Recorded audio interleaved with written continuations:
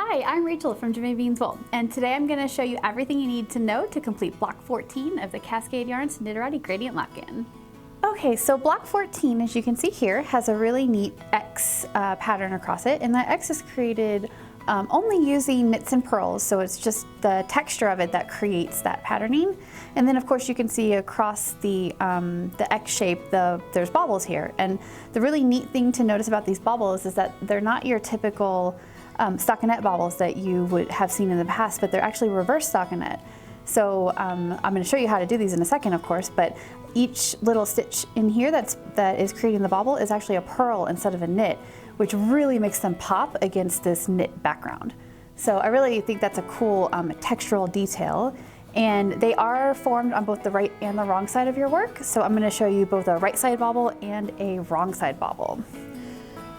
All right, so let me grab my knit in here. And other than the bobble, this is the only, there's no other stitches to show because everything else is just knits and purls. So it's stuff that you're already familiar with.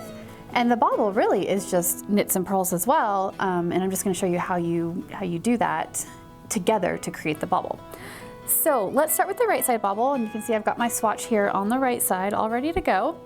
And like I said, the bobbles themselves are created by purl stitches. So the first thing you're going to do when you're doing the right side bobble is bring your yarn to the front, because you're actually going to purl these stitches. So you purl one, oops, and then yarn over, and then purl the next stitch. Okay, so after you've done those 3 stitches, you're actually going to turn your work to the back side, grab your working yarn again, and you can leave it in the back this time because we're actually going to be knitting these stitches. Once again, making the purl bobbles means you're going to knit on the wrong side and purl on the right side. Okay, so we're going to knit 1, 2, and 3.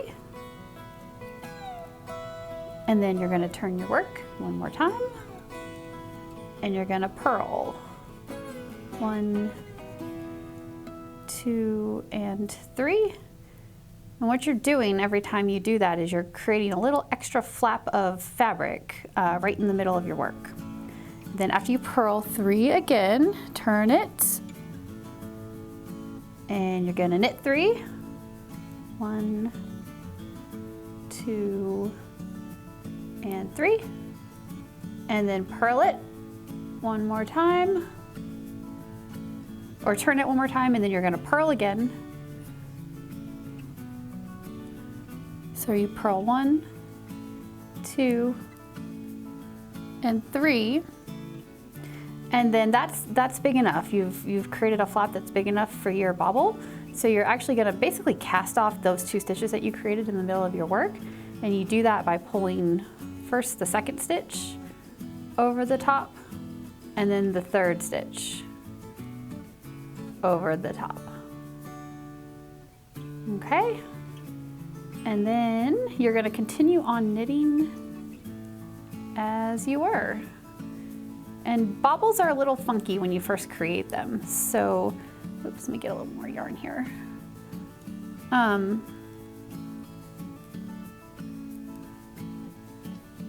So let me get to the end of the row here and then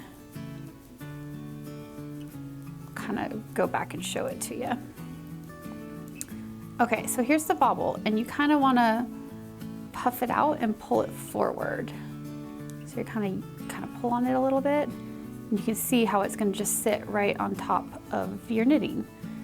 Now let me go ahead and turn to the wrong side, because you really can't get your bobble properly placed until you knit past that stitch one more time.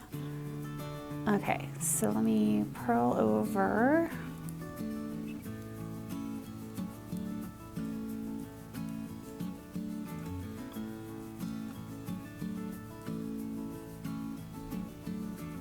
Okay.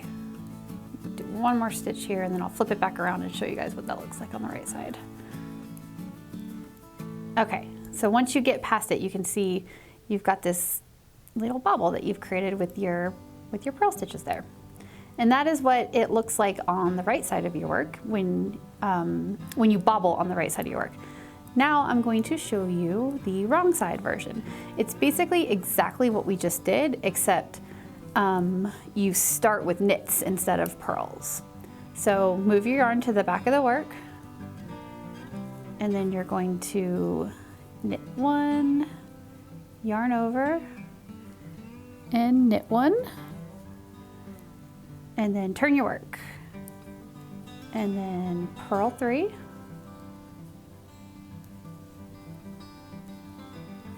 and then turn your work again, and knit 3, and then turn it again, and purl 3,